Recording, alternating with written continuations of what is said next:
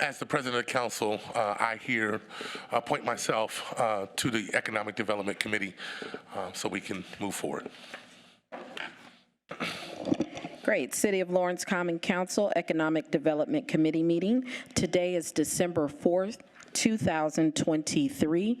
It's now about 6:13 p.m., and I am calling the meeting to order. First item and only item on the agenda is proposal number 14, 2022, authorizing the issuance of the City of Lawrence, Indiana Economic Development Revenue Bonds, Harrison Ford Properties LLC project, federally taxable, and the lending of the proceeds thereof to Harris and Ford Properties LLC, and authorizing and approving other actions in respect thereto. I will now open the floor for counselors to ask any questions that they have in regards to proposal number 14. And for the order of the meeting, if I could just have someone that's representing Harrison Ford step forward and just give us a high-level summary of the request. Thank you.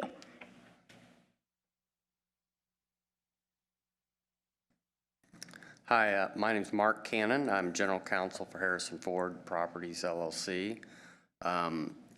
So we're here for asking for a TIF bond to finance a new warehouse next to our existing warehouse on 56th Street. This is part of our ongoing investment in Lawrence. We've already put in, done some work to fix the drainage, put in a rail spur, which is going to gives us the opportunity to bring in more business to the community and hire more employees. So in order to bridge the gap to get for the financing and for the work that's going to be done for the warehouse, we're just asking for approval of the TIF bonds to, so if the increased tax base that's going to come in the community, that we get a percentage of that back, that what we pay to help offset the additional cost investment. And I'm sorry, just for the record, I believe that the public hearing took place on November 29th. Last Wednesday? Yes. Yes, ma'am. Did we have anyone from the public pose any questions during that public hearing? We had one person speak, and she had some concerns about the environmental impact of what we were doing. She actually came and said that we were able to answer her questions. We gave her a tour of the facility, and we actually had put in a lot of native plants to attract butterflies and used the landscaper that she had requested we use. So after showing her what we've done and what our plans were, she came and actually supported that she was satisfied with what we've done and what we're going to be doing. Okay, thank you. Thank you. I do have one question. I, through some conversations with some folks trying to get an understanding of things, don't know the truth of it, but was told that there might be some zoning issues with that property. If there are any, no one's contacted us. We've been working closely with all the city agencies on zoning and approvals and making sure that we're in compliance with every aspect of what we're doing, from drain stormwater to utilities. I know there's been some utility work out there and a new storm put in, stormwater. Because what I specifically was told, and this is way before my time, okay, is that used to be a park. No, the area that we're going to be developing, that was just some trees. It was an empty. So it was never a park by the city? No. Okay. You know, people call and say all sorts of things. It's worth, yeah, okay. So Absolutely. I just want to ask that. As an attorney, I have people tell me all the time, well, my friend told me this. Yeah, but what just for the record, what is it currently zoned? What is the current zoning? Commercial. Okay. But not industrial. You know the, okay.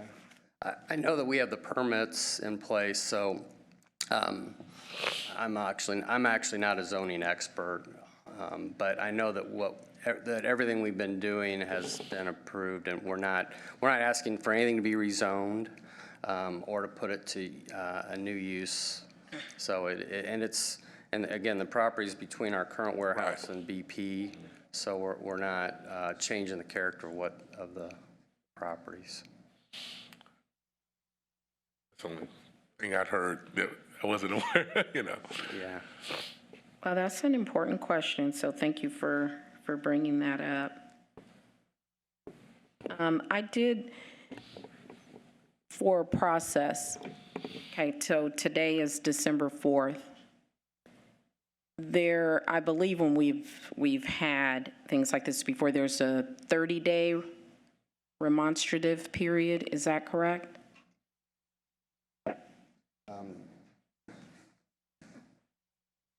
Hi, Richard Stark with law firm of Barnes and Thornburg. We're bond counsel. No, there is not a remonstrance period.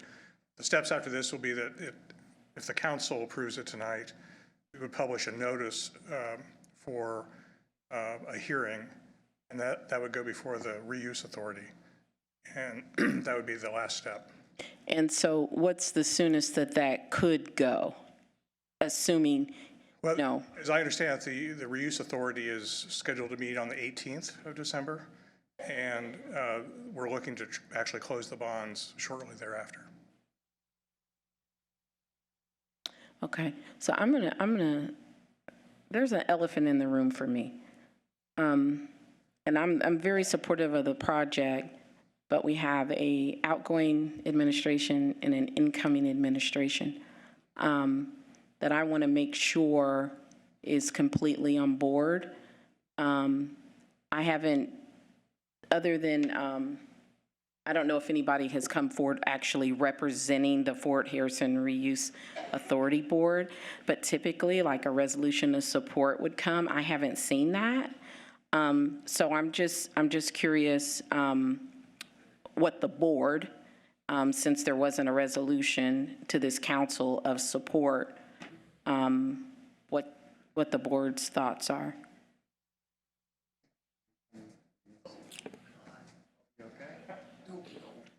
Before she'd shoot me. Jeff Vest, President of the Fort Harrison Reuse Authority, and I concur. I've chatted with Heather that I would like to get a formal declaration of support from the FHRA. FHRA board is unanimous in its support, all 5 members of this effort moving forward. Harrison Ford, and Mr. Harris, you can correct me if I'm wrong, if they are not our oldest patron on the fort, they're right there second. I do believe they arrived here in 1997, 2 years after the FHRA board was created. So we are very supportive of their business model, the improvements that from a business standpoint.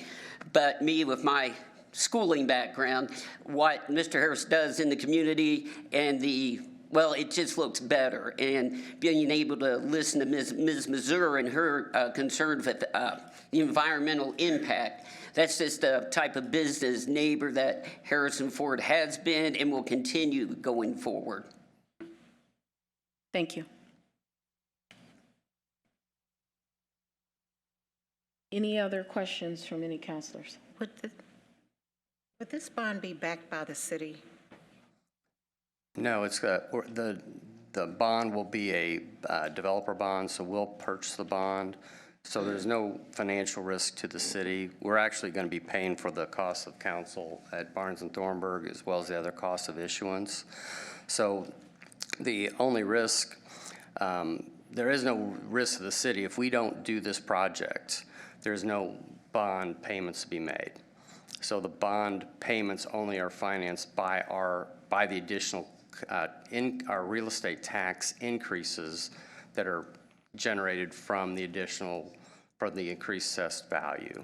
So none of the funds for the issuance and the payments of the bond will come from city funds. They'll only come from real estate tax increases on the property. So if maybe, I'm just using If there was a default on the bond or something, the city wouldn't, No, there's no, yeah.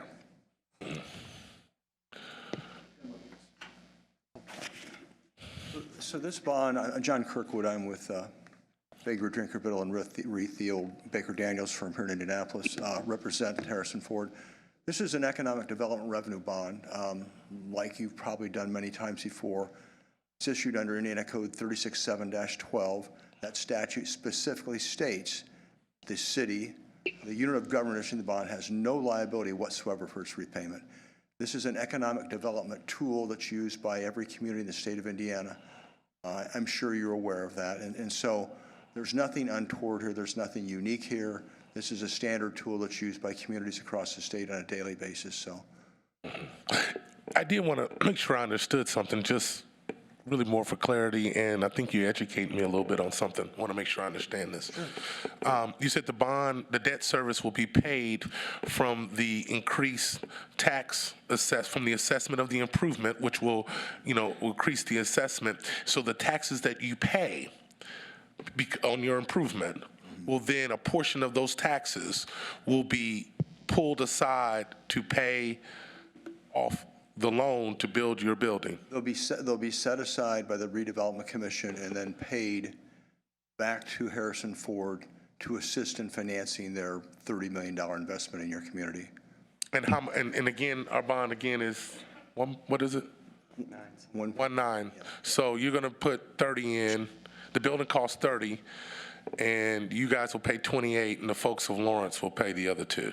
Well, they will pay it from their taxpayer. Well, the taxes otherwise, though, if they built the building without a bond, that taxes would go into the Fort Harrison TIF, right?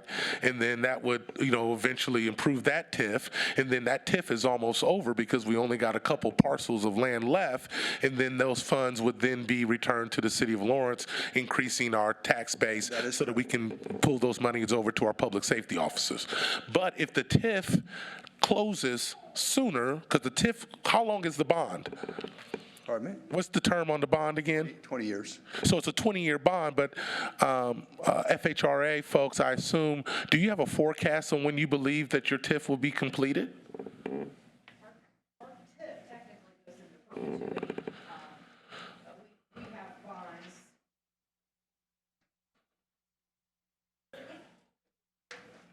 Hi, Heather Milliken. I'm with the Fort Harrison Reuse Authority.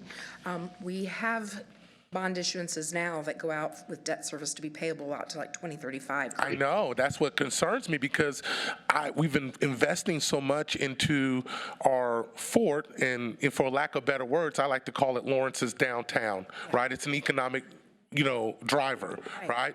And so we're landlocked.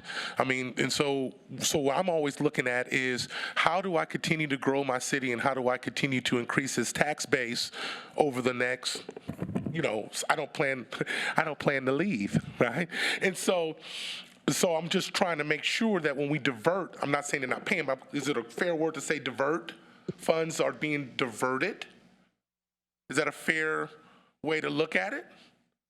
Because I'm always looking at what goes to our general fund, right? How, I feel like as a counselor, it's my job to make sure that I'm making the best decisions that increases the revenue and the viability of the city.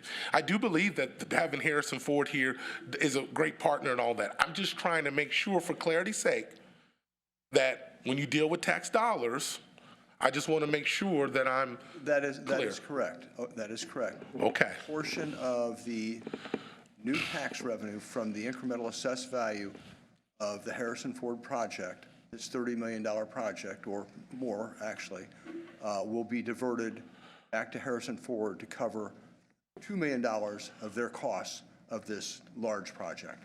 Right, for 20 years. Yeah. Okay, I just want to make sure that I'm having a complete understanding of the financing. At the end of that term, it'll all revert back to you and you'll have it forever, so. 20 years from now. Yeah, I got some good friends in Anderson that's still waiting on that stuff to divert. Right. I call all around the state to get good answers. So that's my only bit of concern is that, when I'm diverting funds, how do I continue to build my general fund? I'm not portraying to be some financial expert, but I just am concerned, you know, because we have a lot of places we need to invest in the city.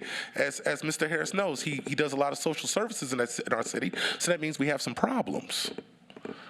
Right? And so I want to make sure that I have enough funds to, you know, to help our administrations address future problems. And so your business tax base is your biggest tax base. That's my only I concern. think we fully understand your concern.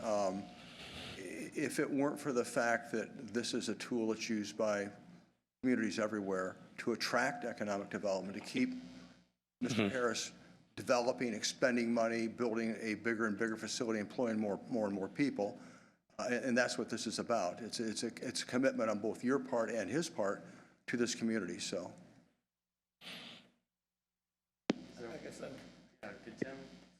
Oh, no, always. No, of course. Yeah, Yeah, I've got 3 attorneys talking. yeah, you do. I see what they, you know, we'll get you out of here. So, first off, like several have mentioned, you know, this is a tool that makes it attractive for a business like us to be in Lawrence and stay in Lawrence. I'm going to go back to the pond, which was really a cesspool, right? And the city connection was not made underneath the bridge. And so that was one of the reasons why it was filling up. What was projected to be $2.4 million investment for us just for the sewer, the flow. Again, somebody like Foamcraft, their parking lot was flooding during heavy rains. So instead of us spending the $2.4 million, which is all that was required, we spent $7.5 million just on that infrastructure piece because it was good for us and it was great for the city. You know, Mark came back and got me to come up here. You know, again, something like this is what helps keep us here. Our revenue this year is $400 million. Last year, we were $376 million. Those dollars represent, a portion of that represents the taxes that we pay and that the employees pay. Again, at 2525 North Shaylin, we have 1 million square feet. 2900 Shaylin, across from his place, we have 450,000 square feet. At Kentucky Avenue out at the airport, we have 120,000 square feet. And so that's about 1.6 million square feet.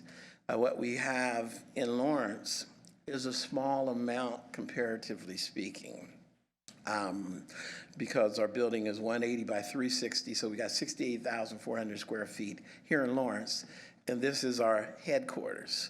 When we bought that land, we bought the 10 acres. We developed 3.5 acres of the 10, but on the original plans that go back to Mike Couch, who used our money to buy that 90 acres.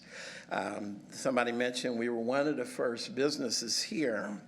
What happened and what was put in print in the newspaper is that there was a deal done with Mike Couch, and I believe it was $810,000 for the 90 acres. Harrison Ford bought 10 acres for $450,000. He used our $450,000 to give the down payment on the 810, for the 810 that he sold us 10 of the 90 acres, right? So I'm mentioning that because we've been here from day one. From day one, we were told that that was the only property on the fort that could have rail, okay? And once we bought the property, then, you know, the rail company made it a little bit more difficult, and the question was concerning shutting down Post Road. Now, the way it was designed, you don't have to worry about that because it's going to be the other direction where you don't have a cross street. And so we did what we've always planned to do, and that was install rail. And we've turned this facility turning it into a manufacturing site for food, pharmaceuticals, cosmetics. And when I say that, some people have a misnomer in regards to chemicals. Our customers are Procter & Gamble. Our customers are Kraft, Coke, Pepsi, Nestle, the list, General Mills, the list goes on and on and on. Again, we're in 95% of the homes in the U.S. At least that's what we were told when I presented at the House Ways and Means Committee on Capitol Hill, okay? 95% of the homes. So again, we're looking at continuing to stay in Lawrence and to bring more of our business to Lawrence, okay? That's what we're looking at doing. You know, Mark Randy got me because it's like, you know, we've got 26 times the amount of space outside of Lawrence that we have in Lawrence. But we want to develop in Lawrence. We don't have to, but that's what we want to do. When we built the plant in Eddyville, Iowa, I heard about that. we received an $80 million bond from the state of Iowa. Isn't that a salt business? So what that was a plant where you convert salt, electrolytically convert salt into caustic soda and chlorine, because salt is sodium chloride, right? Sodium hydroxide and chlorine, and we immediately turned the chlorine into hydrochloric acid, and everything was staying right in the plant, and that plant we end up selling to Cargill. Read about it. I appreciate that. I just wanted to make sure my concerns, I really appreciate all that. My concerns are just concerned with the budget of Lawrence. Got it. And how do I grow it? And how am I responsible to the folks that elect me? And I appreciate all those kind things. I understand that there's a competitive deal. Yeah, well, I no, get all of that. But personally, I think that Lawrence is the place to be. Right? We all choose to be here, and we all can go and move somewhere else and put our businesses other places and live other places, but we make Lawrence a home for whatever reasons. I just want to make sure that Lawrence continues to be a place that's funded well so that we can all continue to love to live and play and live here in Lawrence. This is where we want to grow, and again, that's why we bought the initial 10 acres and the lot that's been sitting vacant between our building and the BP gas station, which we have owned that lot since we bought back here in '97, is the lot that we want to develop. Thank you so much, sir. I'm going to have to close out this meeting so that we can start. Before we close out, Mr. Zerner, hold on. this is Dan. Mr. Zerner, hold on one moment, please. You'll have an opportunity. We need to go ahead and open up the council meeting, and then when we get to that point, there will be opportunity to have further discussion if need be. But right now, this meeting is adjourned.